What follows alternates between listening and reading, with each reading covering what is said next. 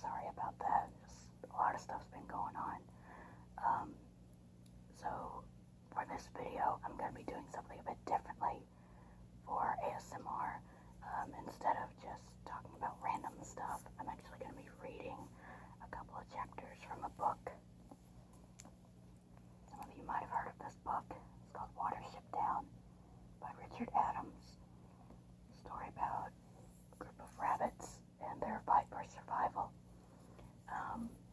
Now, I don't plan on reading this entire book unless you guys want me to.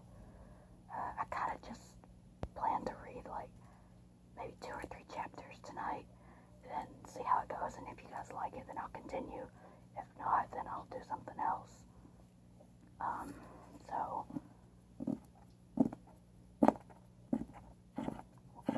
without further ado, let's get started with chapter 1, shall we?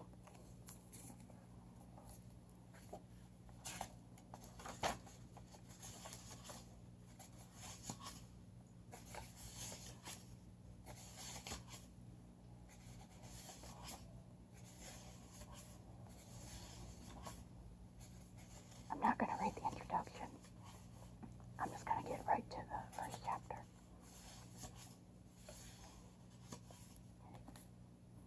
So this is part 1. It's called The Journey. Chapter 1, The Notice Board. The primroses were over, towards the edge of the wood, where the ground became open and sloped down to an old fence and a brambly ditch beyond. Only a few fading patches of pale yellow still showed among the dog's mercury and oak tree roots. On the other side of the fence, the upper part of the field was full of rabbit holes.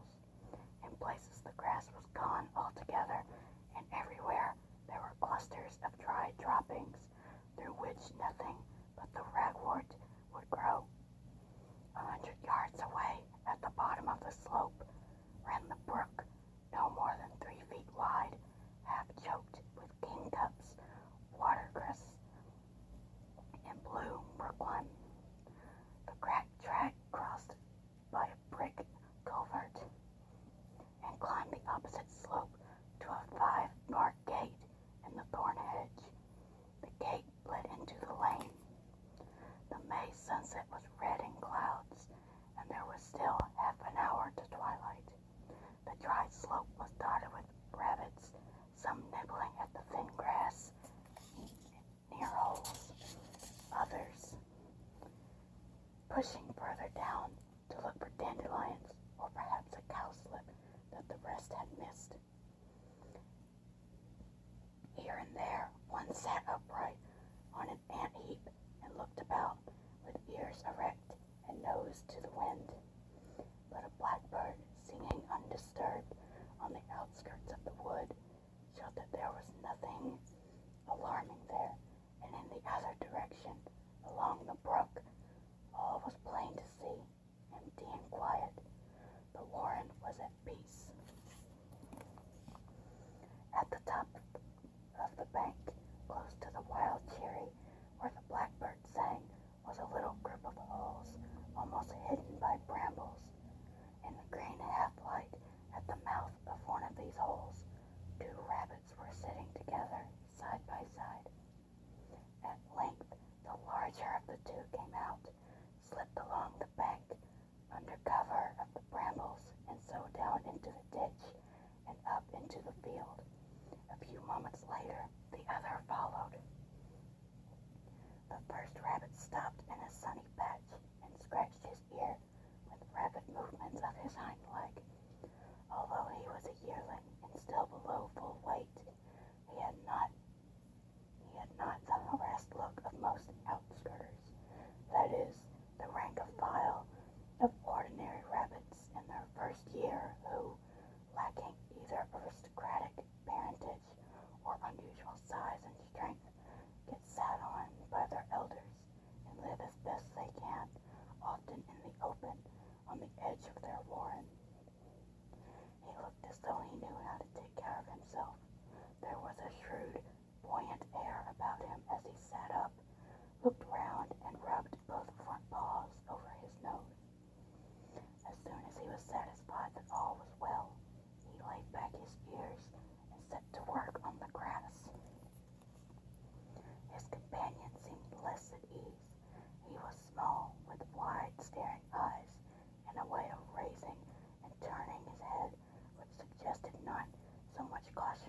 as a kind of ceaselessness, nervous tension. His nose moved continually, and when a bumblebee flew humming to a thistle bloom behind him, he jumped and spun round with a start that sent two nearby rabbits scurrying for holes before the nearest. A buck with black-tipped ears recognized him and returned to feeding. "Oh, it's only Fiver," the black-tipped rabbit, jumping at blue bottles again. "Come on, Buckthorn. What were you telling me?" "Fiver," said the other rabbit. "Why's he called that?" "Five in the letter, you know. He was the last and the smallest. You'd wonder nothing had got him by now. I always say a man couldn't see him, and a fox wouldn't want him. Still, I admit he seems to be able to keep out of harm's way." The small rabbit came closer to his companion, lolloping on long hind legs. "Let's go a bit further, Hazel," he said. "You know, there's something queer about the warren this evening, although I can't tell exactly what it is. Shall we go down to the brook?" "All right," answered Hazel, "and you can find me a cowslip. If you can't find one, no one can." He led the way down the slope, his shadow stretching behind him on the grass. They reached the brook and began nibbling and searching close beside the wheel ruts of the track. It was not long before Fiver found what they were looking for. Cowslips are a delicacy among rabbits, and as a rule, there were very few left by late May in the neighborhood of even a small warren. This one had not bloomed, and its flat spread of leaves was almost hidden under the long grass. They were just starting on it when two larger rabbits came running across from the other side of the nearby Castlewade and Cattleweed. "Cowslip," said one. "All right, just leave it to us. Come on, hurry up," he added as Fiver hesitated. "You heard me, didn't you?" "Fiver found it, Toeflax," said Hazel. "And we'll eat it," replied Toeflax. "Cowslips are for Owsla.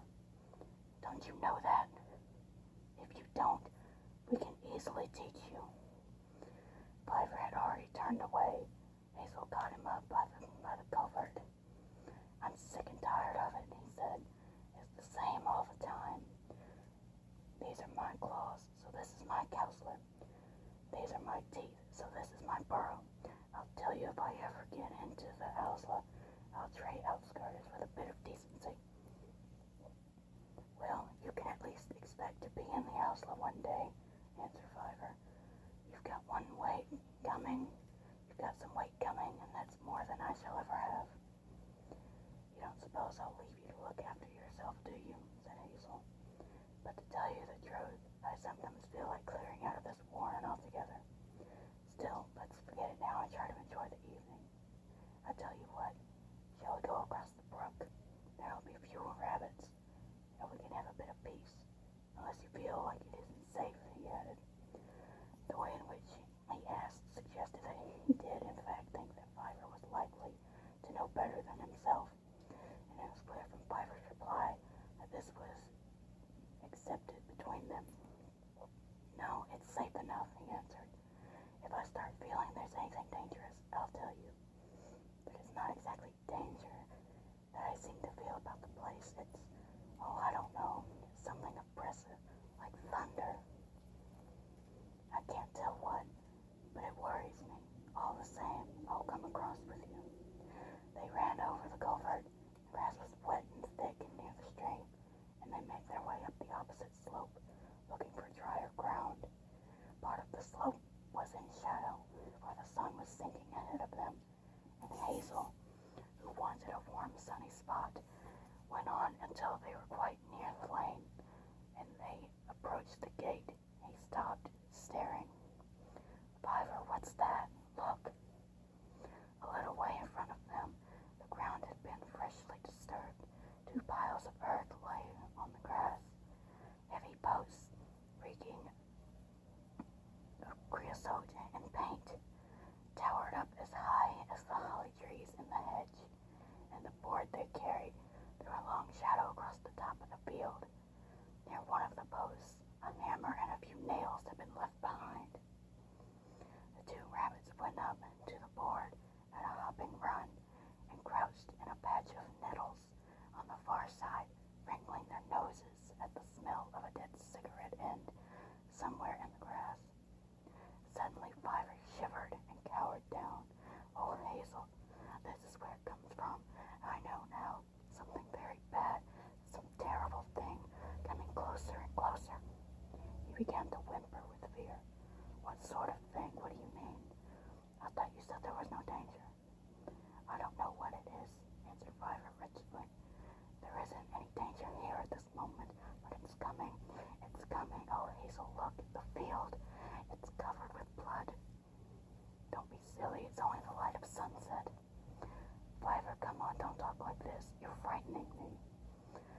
Fiver sat trembling and crying among the nettles as Hazel tried to reassure him and to find out what it could be that had suddenly driven him beside himself.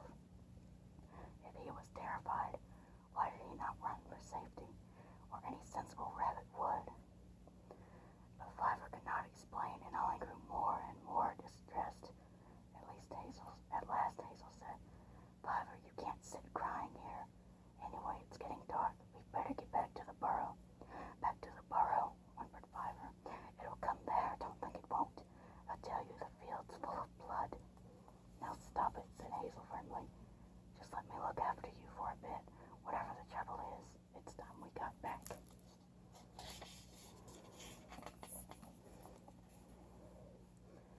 He ran down the field and over the brook to the cattle wade, where there was a delay for Fiver, surrounded on all sides by the quiet summer evening, became helpless and almost paralyzed with fear. When at last Hazel had got him back to the ditch, he refused at first to go underground, and Hazel had almost to push him down the hole. The sun set behind the opposite slope. The wind turned colder with a scatter of rain, and in less than an hour it was dark.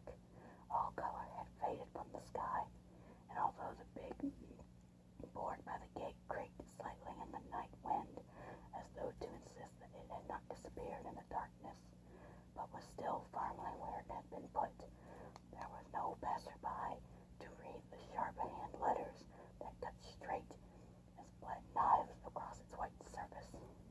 They said, "This ideally situated estate, comprising 6 acres of excellent building land, is to be developed with high-class modern residences by Such and Martin Limited of Newbury, Berks."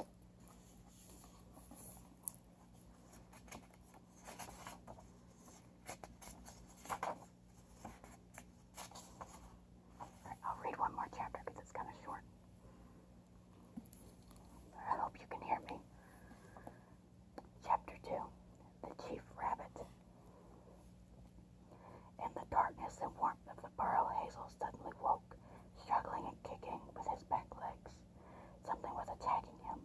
There was no smell of ferret or weasel. No instinct told him to run.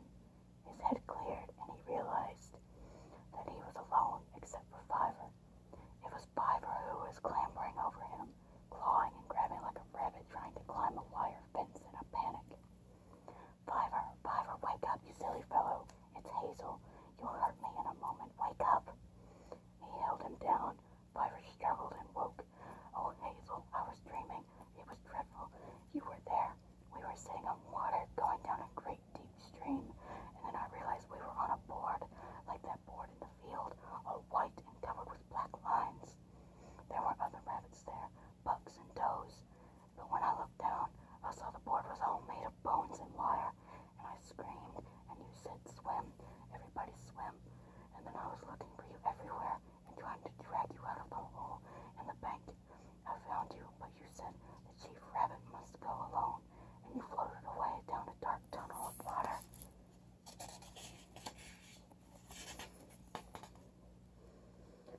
"Well, you've hurt my ribs anyway. Tunnel of water indeed. What rubbish. Can we go back to sleep now? Hazel, the danger of the bad thing, it hasn't gone away. It's here, all around us. Don't tell me to forget about it and go to sleep. We've got to go away before it's too late." "Go away.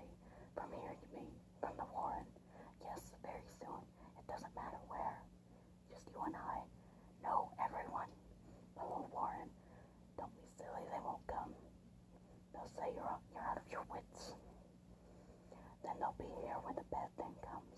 You must listen to me, Hazel. Believe me, something very bad is close upon us, and we ought to go away. Well, I suppose we better go and see the Chief Rabbit, and you can tell him about it. Or I'll try to, but I don't expect he'll like the idea at all. Hazel led the way down the slope of the run and up towards the bramble curtain. He did not want to believe Ivor, and he was afraid not to. It was a little after nigh frith or noon. The wholesome warren were underground, asleep. Hazel and Ivor went a short way above ground and then into a wide open hole in the sand patch and so down by various fronds until they were 30 feet into the wood among the roots of an oak. Here they were stopped by a large, heavily built rabbit, one of the Ausla. He had a curious, heavy growth of fur on the crown of his head, which gave him an odd appearance, as though he were wearing a kind of cap. This had given him his name, Thaley, which means literally fur head, or as we might say, bigwig. Hazel, said Bigwig, sniffing at him in the deep twilight among the tree roots. It is Hazel, isn't it? What are you doing here? And at this time of day? He ignored Ivor, who was waiting further down the run. We want to see the Chief Rabbit, said Hazel. It's important, Bigwig. Can you help us? We, said Bigwig. Is he going to see him too? Yes, he must. Do trust me, Bigwig. I don't usually come and talk like this, do I? When did I ever have to see the Chief Rabbit before? Well, I'll do it for you, Hazel, although I'll probably get my head bitten off. I'll tell him I know you're a sensible fellow. He ought to know you himself, of course, but he's getting old. Wait here, will you? Bigwig went a little way down the run and stopped at the entrance to a large burrow. After speaking a few words that Hazel could not catch, he was evidently called inside. The two rabbits waited in silence, broken only by the continual nervous fidgeting of Ivor. The Chief Rabbit's name and style was Threra, meaning Lord Rowan Tree. For some reason, he was always referred to as the Threra, perhaps because there happened to be only one Threra or Rowan near the warren, from which he took his name.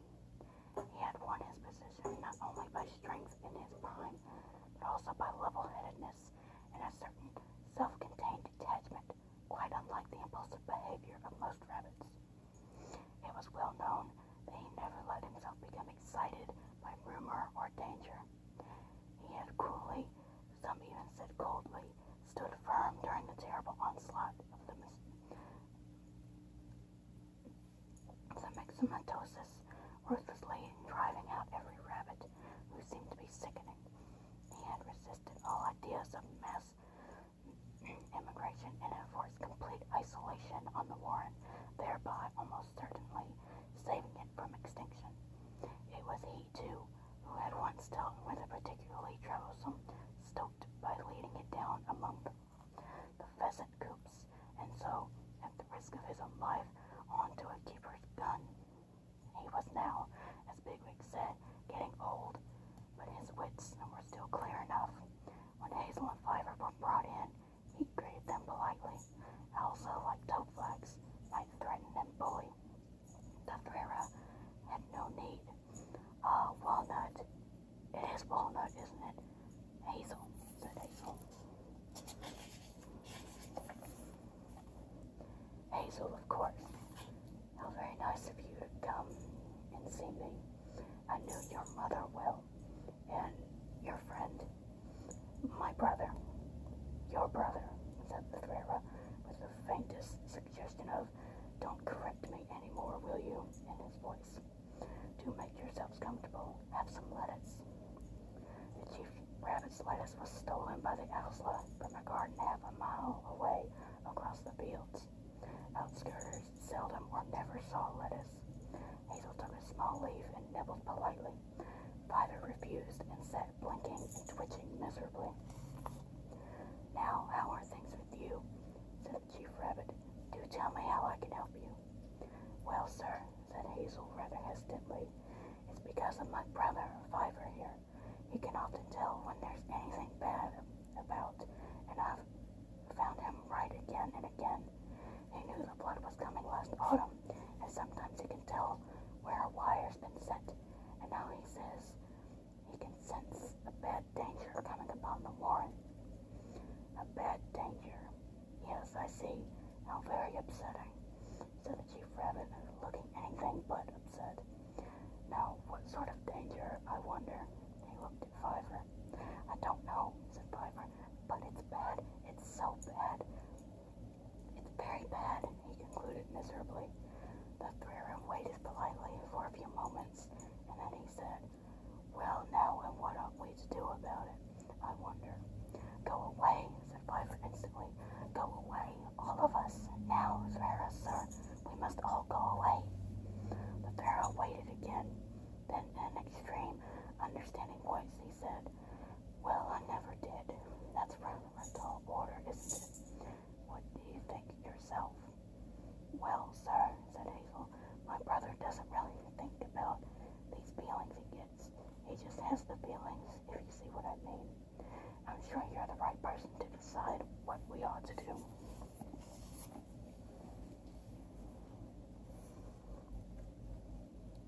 Well, that's very nice of you to say that. I hope I am.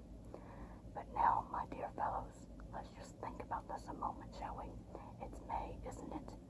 Everyone's busy, and most of the rabbits are enjoying themselves. No ill for miles, or so they tell me. No illness, good weather, and you want me to tell the warren that your brother here has got a hunch, and we must all go traipsing across country to goodness knows where and risk the consequences, eh? What do you think they'll say? All delighted, eh? They'd take it from you, said Fiver suddenly. That's very nice of you, said the Threra again. Well, perhaps they would. Perhaps they would. But I should have to consider it very carefully indeed. A most serious step, of course, and then... But there's no time, Threra, sir, blurted Fiver. I can feel the danger like a wire round my neck. Like a wire. Hazel, help, he squealed and rolled over in the sand, kicking frantically as a rabbit does in a snare. Hazel held him down with both forepaws, and he grew quieter. I'm awfully sorry, Chief Rabbit, said Hazel. He gets like this sometimes. He'll be all right in a minute. What a shame, what a shame. Poor fellow. Perhaps he ought to go home and rest. Yes, you better take him along now. Well, it's really been extremely good of you to come and see me, Walnut. I appreciate it very much indeed, and I shall think over all you've said most carefully. You can be quite sure of that. Bigwig, just wait a moment, will you? As Hazel and Fiver made their way dejectedly down the run outside the Threra's burrow, they could just hear from inside the Chief Rabbit's voice, assuming a rather sharper note, interspersed with an occasional yes, sir, no, sir. Bigwig, as he had predicted, was getting his head bitten off. Alright, let me see how long chapter 3 is. I can actually do chapter 3 too, and then I'm going to end the video. Chapter 3, Hazel's Decision. But Hazel, you didn't really think the Chief Rabbit would act on your advice, did you? What were you expecting? It was evening once more, and Hazel and Fiver were feeding outside the wood with two friends, Blackberry, the rabbit with tipped ears, who had been startled by Fiver the night before, and listened carefully to Hazel's description of the notice board, remarking that he had always felt sure that man left these things about to act as signs or messages of some kind, to the same way that rabbits left marks on runs or gaps.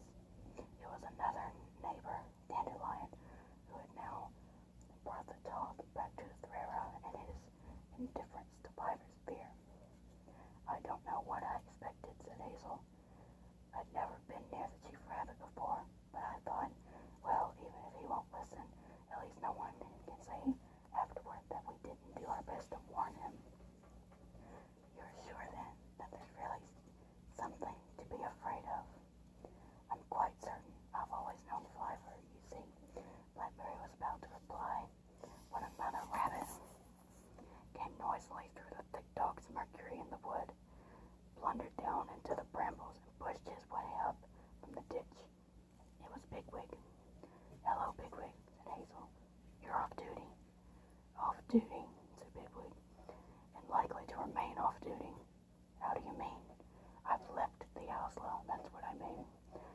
not on our account. You could say that, but Pharaoh's rather good, making himself unpleasant when he's been woken up at night for what he considers a piece of trivial nonsense. He certainly knows how to get under your skin.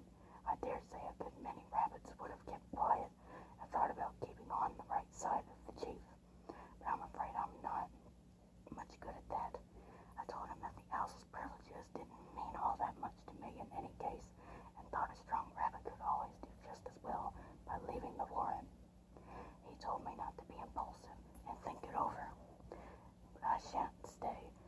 Lettuce stealing isn't my idea of a jolly life, nor sentry duty in the burrow. I'm in a fine temper, I can tell you. No one will steal lettuce soon, said Fiver quietly. Oh, that's you, Fiver, is it? Said Bigwig, noticing him for the first time. Good, I was coming to look for you. I've been thinking about what you said to the chief rabbit. Tell me, is it a sort of tremendous hoax to make yourself important, or is it true? It is true, said Fiver. I wish it weren't. Then you'll be leaving the warren? They were all startled by the bluntness with which Bigwig went to the point. Dandelion muttered, Leave the warren, Frithra, while Blackberry twitched his ears and looked very intently first at Bigwig and then at Hazel. It was Hazel who replied, Fiver and I will be leaving the warren tonight, he said deliberately. I don't know exactly where we shall go, but we'll take anyone who's ready to come with us.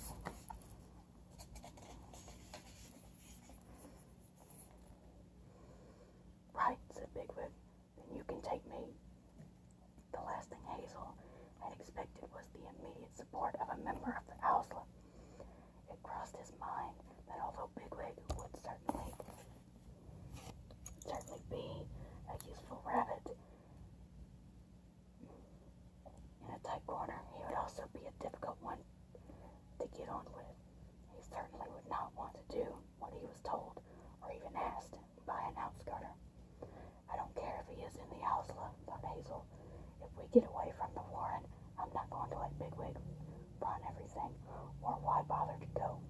But he answered only, Good, we shall be glad to have you. He looked around at the other rabbits, who were all staring either at Bigwig or at himself.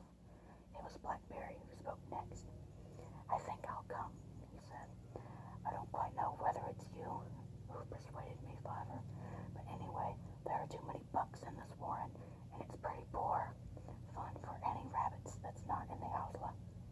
The funny thing is that you feel terrified to stay, and I feel terrified to go. Fox is here, Weasel's there, Fiver in the middle, begone dull care. He pulled out a burnet leaf and ate it slowly, concealing his fear as best he could, for all his instincts were warning him of the dangers in the unknown country beyond the warren. If we believe Fiver, said Hazel, it means that we think no rabbits at all ought to stay here. So between now and the time when we go, we ought to persuade as many as we can to join us. I think there are one or two in the Owlsla who might be worth sounding, said Bigwig. If I can talk them over, they'll be with me when I join you tonight. But they won't come because of Fiver. They'll be juniors, discontented fellows like me. You need to have heard Fiver yourself to be convinced by him. He's convinced me. It's obvious that he's been sent some kind of message, and I believe in these things. I can't think why he didn't convince the Threra, because the Threra doesn't like anything he hasn't thought of for himself, answered Hazel. But we can't bother with him anymore now. We've got to try to collect some more rabbits and meet again here, Fruinlay. And we'll start Fruinlay, too. We can't wait longer. The danger's coming closer all the time, whatever it is. And besides, the Threra isn't going to like it if he finds out. Thank you. Sorry about that. Threra isn't going to like it if he finds out that you've been trying to get at rabbits in the Owlsla, Bigwig. Neither is Captain Holly, I dare say. They won't mind odds and ends like us clearing off, but they won't want to lose you. If I were in your place,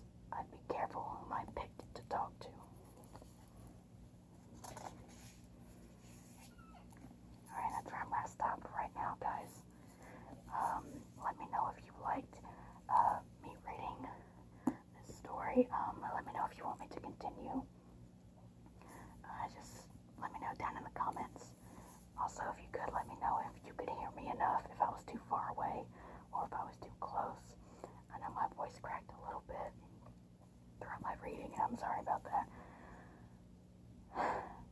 But I hope you enjoyed it. And if you didn't, if this isn't your thing, I'm sorry. I'm out of ideas for videos right now, and I kind of just wanted to do something a bit more relaxing, because I know a lot of people are stressed right now, and I thought reading a good bedtime story would help a little bit. So if it helped you, that's great. I'm really happy I could help.